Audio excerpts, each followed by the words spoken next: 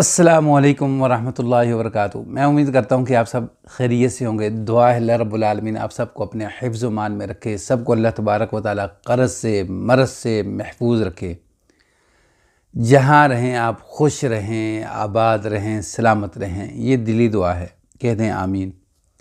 चल मेरे मखना वीडियो पूरी तकना तो चल मेरे मखना। जो आज का वाक़या और स्टोरी है वो एक ऐसी फूफी की है कि जो अपनी यतीम जो है भतीजी को जो है ऐन निकाह के वक़्त जो है, साइन के वक़्त जो है वो ज़लील और रुसवा करती है। तो फिर किस तरह कुदरत उससे इंतकाम लेती है कि वो किस तरह पूरा का पूरा ख़ानदान जो है वो तबाह व बर्बाद हो जाता है। ये वाक़या और स्टोरी आप सुनकर यानी आपको भी पता चलेगा कि कोई ऊपर बैठा हुआ है कि ये सब कुछ देखते हैं और जब मौका आता है तो वो ये करके भी दिखाता है।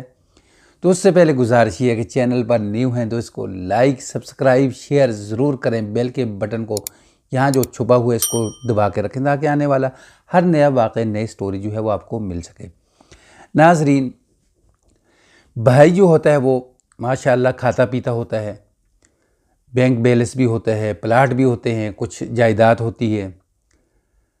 तो उस वक़्त बहन जो है वो कहती है कि मैं चाहती हूँ कि ये मेरी चाँद सी परी सी जो भतीजी है ना, ये मेरे बेटे के लिए हो जाए तो बहुत अच्छा। तो खैर भाई जो है वो कहता है ठीक है, मुझे बहुत खुशी होगी कि घर के रिश्ते जो हैं वो घरों के अंदर रह जाएं। तो अब जो है कुदरत का निज़ाम ऐसा होता है कि कुछ महीनों के बाद लड़की का जो वालिद है ना वो वफ़ात पा जाता है। तो जिनसे पैसे लेने होते हैं वो भी छुप जाते हैं, जिनको देने होते हैं वो सामने आ जाते हैं, और जिनका 2-3 हज़ार होता है वो भी बढ़ा चढ़ा कर रकम जो है वो बढ़ा चढ़ा कर बताते हैं। तो खैर यानी जो कर्ज़ के पैसे होते हैं ना वो दे दू कर हालात उनके जो है वो बहुत मट्ठे पड़ जाते हैं, नॉर्मल हो जाते हैं। तो अब ये जो फूफी है यानी बच्चे की शादी का वक्त आता है ना, तो ऐन मौके के ऊपर जब बारात आती है तो निकाह का वक्त होता है। तो लड़का कहता है जी कि जहेज़ के अंदर अगर गाड़ी है तो ये निकाह जो है उसके ऊपर मैं साइन करूँगा वरना नहीं। तो अब बेवा औरत होती है उसकी माँ लड़की की, वो कहती है मैं कहाँ से लेकर आऊँ ये गाड़ी। बड़ी जो है वो समझाती है, अपने भाई को भी समझाती है, अपनी भाभी को भी समझाती है, अपना दुपट्टा उनके पाँव में डालती है कि खुदा के लिए ऐसा ना करें कि मेरी बच्ची की भी कोई इज़्ज़त है। वो नहीं सुनते कि गाड़ी है तो ठीक है, नहीं तो सब कुछ तबाह व बर्बाद। तो उसी शादी के अंदर एक और नौजवान जो है वो भी आया होता है। ये जो भांजा होता है ना, यानी लड़की का जो कज़न होता है, ये बारात लेकर वापस चले जाते हैं।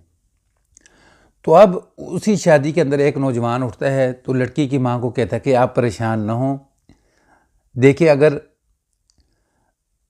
यानी आपकी तरफ से इजाज़त हो तो मैं एक बात करना चाहता हूँ। कहते करें। तो उन्होंने कहा जी देखें कि मैं सच सच बताऊँगा कि मेरी पहले शादी हुई है तो मेरी औलाद नहीं है, मेरे पास सब कुछ अल्लाह का दिया हुआ है, सब कुछ अल्लाह ने मुझे दिया हुआ है, बस मुझे औलाद की जो है वो ज़रूरत है। तो ये निकाह मैं करना चाहता हूँ, मेरे साथ कर दें। तो यही निकाह जो है इस लड़के के साथ कर दिया जाता है। लड़का जो है अपने घर फ़ोन करता है जी कि आगे तैयारी करें। तैयारी होती है, लड़की को ब्याह कर ले के जाते हैं। आगे लड़के की वालदा बहनें जो हैं वो इस्तकबाल करती हैं, फूर निछावर करती हैं। खैर वहाँ शादी हो जाती है। तो अब ये जो शोहर होता है ना इसका, लड़की का, तो ये क्या करता है कि ये जो इसकी जो 3 बहनें होती हैं उनको भी अच्छे घरों के अंदर उनकी शादियां करवाता है।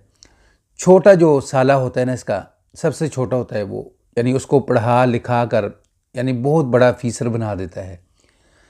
तो अब यही जो फूफी थी, 4 बेटे और इसकी भी एक बेटी थी। तो अब इनकी कोशिश थी कि इनके तो हालात बदलने शुरू हो गए हैं, क्यों ना हम अपनी बच्ची का रिश्ता इसके घर कर लें।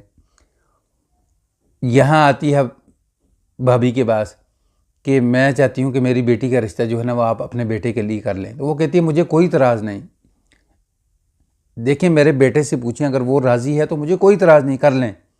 लेकिन बेटे से जब पूछा जाता है वो कहता है कि आप हवाओं का रुख देख कर जो है वो रिश्ते करते हैं, میں نہیں کروں گا۔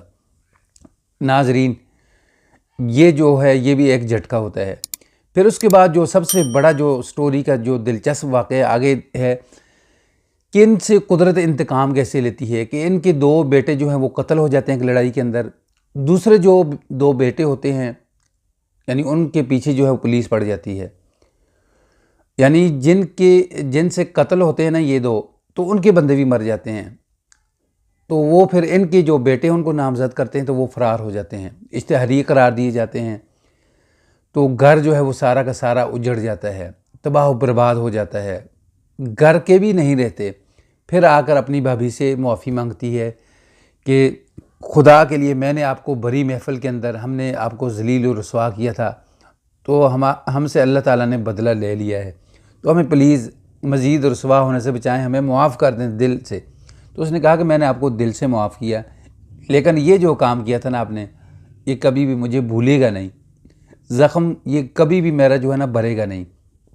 تو ناظرین، بچیوں کے رشتے کریں، بیٹوں کے لیے پریاں بھی ضرور ڈھونڈیں، لیکن یار یہ سارا کچھ جو معاملات ہیں نا یہ پہلے طے کر لیا کریں، یعنی عین وقت کے اوپر جو ہے وہ جا کر کسی کو ذلیل اور رسوا نہیں کرنا چاہیے۔